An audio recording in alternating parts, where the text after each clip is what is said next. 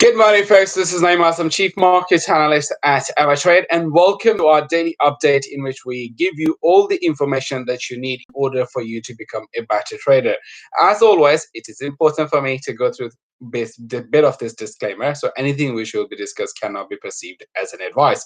If you are seeking for one, please do consider consulting with your own financial advisors. Now, the first thing which is really important to discuss in the markets today is that the Stoxx 600, which represents the top 600 stocks in Europe, and the index itself has erased all the pandemic losses. Now, what do I mean by that? In very simple and layman terms, the losses that we have seen for this particular index since the COVID-19 since the COVID-19 hit the economy of the eurozone or the global economy, we have seen the Stoxx 600 erasing all those losses, and now it is once again back in positive territory. Of course, this is not something completely new with respect to an index erasing its COVID-19 losses, because we have seen that with the DAX, with the CAC, with the Dow Jones, with the S&P 500 index over in the United States, and with several other major equity indices. But for the Europe, and especially for the Stoxx 600, this is the first time that we are seeing, and it is very much of a catch-up game that over here traders are very much playing in. Now, in the stock news, there is nothing more than Credit Suisse, because those losses, that pain keeps coming, because now it is reported that Credit Suisse takes $4.7 billion worth of Archegos losses. That capital management firm, the financial firm, the family office that we discussed in our previous videos.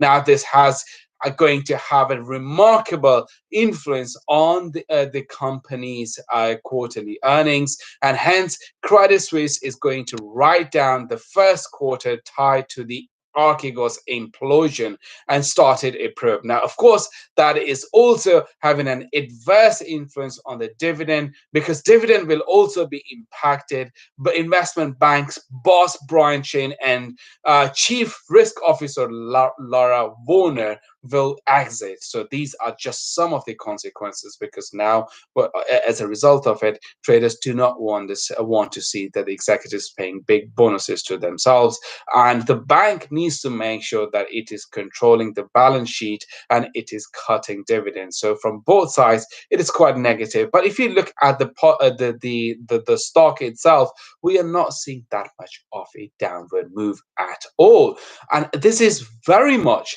in line with what we discussed previously with respect to Credit Suisse, that traders do tend to take things a little bit out of equation, and that they do tend to think that, yes, now things are going to go very bad, but in reality, not, because a lot of bad news was very much priced into the market. Now, speaking of the US futures, we are seeing a little bit of a tenderness over there, because, of course, the Dow Jones, the S&P, and the NASDAQ, they came back very strong, strong rallies very much. We have seen yesterday our reaction to the positive US jobs number on Friday, which came out. So we've seen this bit of a reaction in the US market yesterday.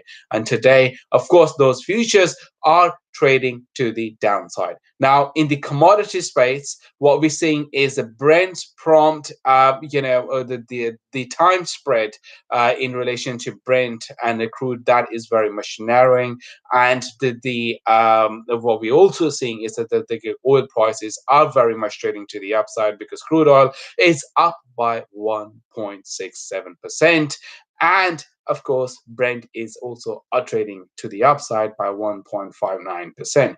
Now, in the crypto space, that is the most important one, where we are seeing investors really going after a crypto coin which used to had its third position, and it is obviously no longer at a third position, but it is trading to the upside. And I'm speaking of XRP, which is currently trading at 0.96. Of course, the spread is absolutely absolutely humongous when it comes to XRP now, but that is part of the volatility. We are going to expect XRP to continue to move to the upside and then really top that $1 mark, because now the rally has begun with respect to XRP and we are going to expect bigger moves. But when it comes to Ethereum, it is all about 2100 price level. That is where the price is sitting at.